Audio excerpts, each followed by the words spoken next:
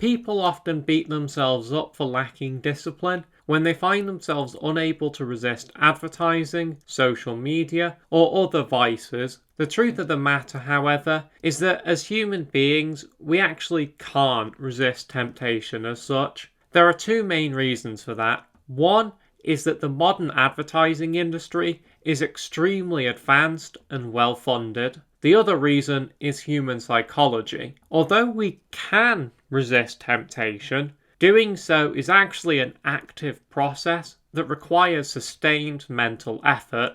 Considering these two factors, I don't necessarily think that people are at fault when they become addicted to social media or buy products they don't need. They're a victim of their own psychology more than anything.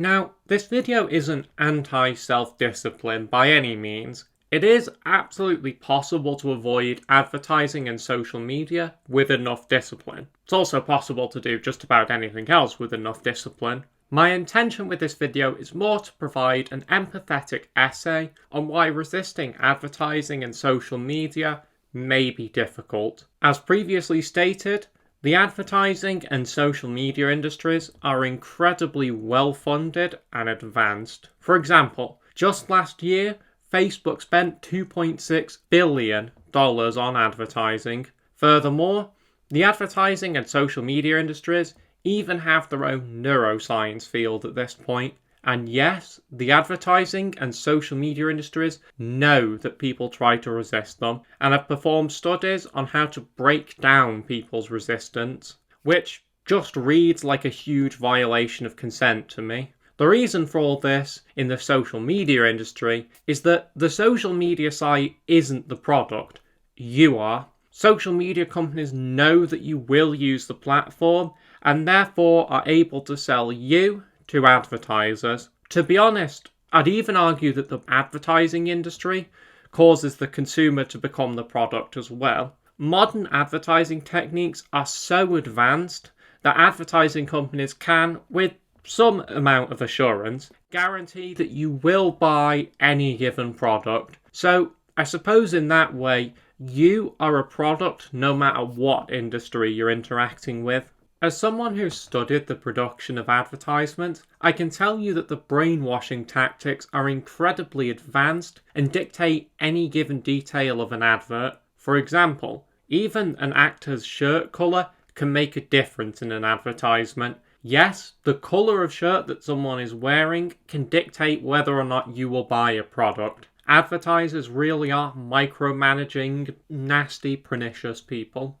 All of this is extremely unfortunate, given the fact that self-discipline is a sort of muscle that needs to be worked, which means we're easy picking for people who want to exploit us. This muscle is sometimes called temporal discounting. This is the process that you go through to delay gratification until a later time. For example, you might resist the immediate gratification of scrolling through social media so that you can finish an important report and not flunk your uni course. Unfortunately, however, science has proven that this is a skill that's lacking in some people. For example, a study on children proved that some of them were unable to resist the temptation of a marshmallow, even though they were promised 2 marshmallows if they resisted the first. Ironically, I suspect that social media use and exposure to excessive advertising are both things that weaken a person's ability to delay gratification until a later date. Hence why we're seeing an epidemic of people being glued to their vices these days.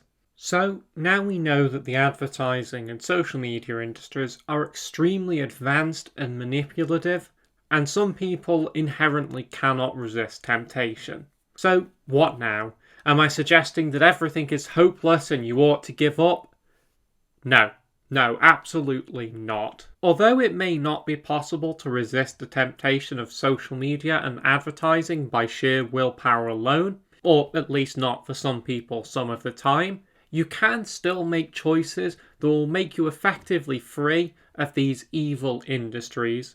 The most obvious example of this that you can put into place is removing yourself from temptation altogether. So, in the case of social media, that's quite simple, albeit easier said than done. You delete the social media apps from your phone and install blocking software on your computer. That way, you don't even have to work your discipline muscle.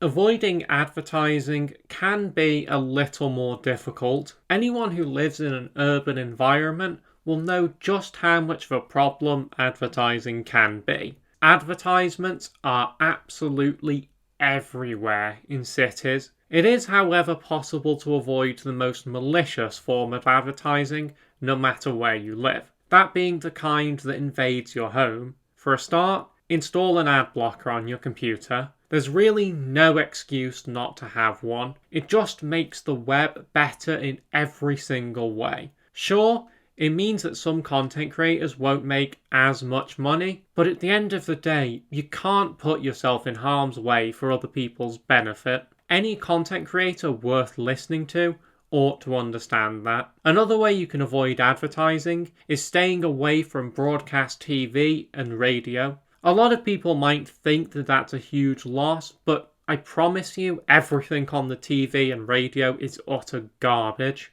Most people have streaming services these days anyway, although in many ways I do take issue with those too.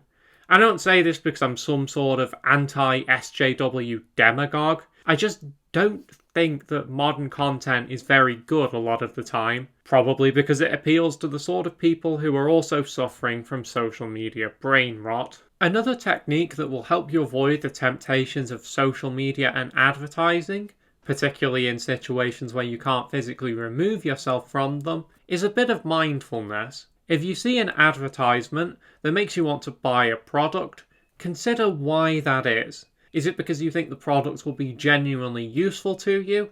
Or is it because the advertisement has manipulated you in some way? Similarly, if you feel the need to browse through social media, ask yourself if it's because you really want to be doing that, or if you're just bored. It'll take some time to get in tune with your emotions, particularly because society has more or less always encouraged people to be separated from their emotions, but eventually you will get the hang of it. Anyway, in conclusion, we live in a hyper-capitalist dystopia, but there are always ways that we can make the best of it. And since our monkey brains aren't so good at resisting temptation, that means sometimes we need to remove ourselves from temptation altogether. With that said though, that's it for today's video. I thank you for watching it, and I will see you in the next one.